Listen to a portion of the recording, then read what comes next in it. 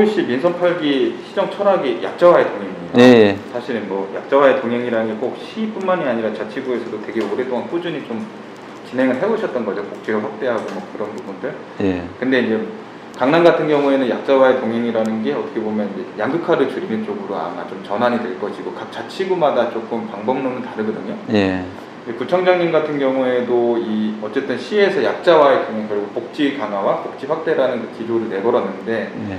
이 부분에 대해서 좀 어떻게 생각을 하시고 좀 어떤 식으로 좀 발을 맞춰 나가실 건지 그것도 좀 저는 기본적으로 복지가 뭐 확충되는 건 동의합니다. 동의하고요. 근데 특히 이제 문제는 뭐냐면 이 취약계층에 대한 또 사각지대에 대한 합리적인 대안이 뭐냐.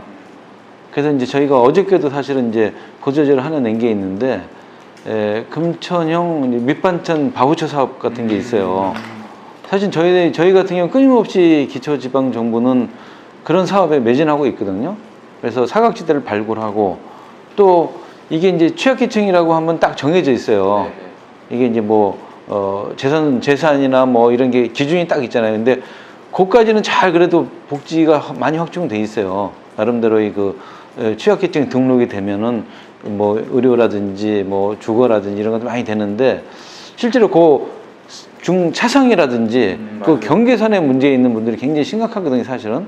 그래서 그분들에 대한 정책이 조금 더 강화됐으면 좋겠다라는 게 저희 개인적인 생각이고, 저희는 그런 차원에서 그런 아까 말씀드린 밑반찬 바우처 사업이라든지 이런 부분을 좀 특화 사업으로 좀 발굴을 좀 많이 하고 있어요. 그래서 이런 부분에 대해서도 좀 시에서 좀 지원을 해주면 좋겠다 이런 생각이 있습니다. 이 차상위에 대한 사각지대 되게 심각하다고 말씀을 그렇죠. 하시더라고요. 네. 좀 구체적으로 그럼 차상위 쪽에 대해서 좀 금천구에서 따로 이제 밑반찬 바우처 사업이라고 하셨는데 이런 거 말고 좀 준비하시는 게 있는지 좀 궁금하고, 가장 큰 이런 사업 준비할 때 애로사항은 역시 예산인 건가요? 그렇죠. 그러니까 예를 들면은 이제 먼저 이번 수해만 놓고 보더라도 수해 때 보면은 이제 긴급생활지원 서울형도 있고 저희도 이제 지원을 하고 있는데 이 재산 기준이 없어요. 그거는 긴급지원제도니까. 그래서 이제 이런 것들을 쓰는 데 있어서 오늘도 제가 이제 그 구청장 협의회에서 제안을 드렸는데, 예를 들면은 수해를 당했어요. 근데 당장 잘 데가 없으니까 어디 모텔이나 어디 가서 자야 되는데 이게 이제 돈을 먼저 내야 되고 뭐 이런 관계가 있는 거예요. 그래서 그것도 제가 구청장 협의회에서 후불로 좀 하자 그러면, 그러니까 먼저 이게 본인이 돈 내고 나중에 이제 이렇게 받을 수 있도록.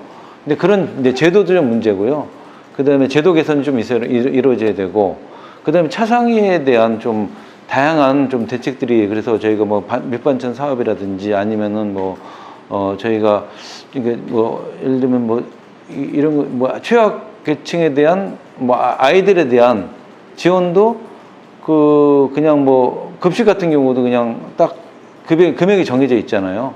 뭐 그런 것도 좀 이렇게, 물론 뭐 그게 이제 뭐 10위로도 될 수 있고 9위로도 될 수 있지만 그런 부분들도 좀 이렇게 좀 포괄적으로 할 수 있게끔 좀 같이 좀 지원이 됐으면 좋겠다 이런 생각을 해서 그런 부분도 저희가 좀 만들어 나가려고 하고요. 그래서 그런 좀 특히 이제 복지와 관련된 어떤 그런 이제 사업에 대해서는 과감하게 좀 시구 간의 경계를 좀 허물고, 그래서 뭐 약자와 동행을 모토로 걸으셨으니까 그런 부분에 대해서는 같이 이렇게 풀었으면 좋겠다는 생각이 있습니다.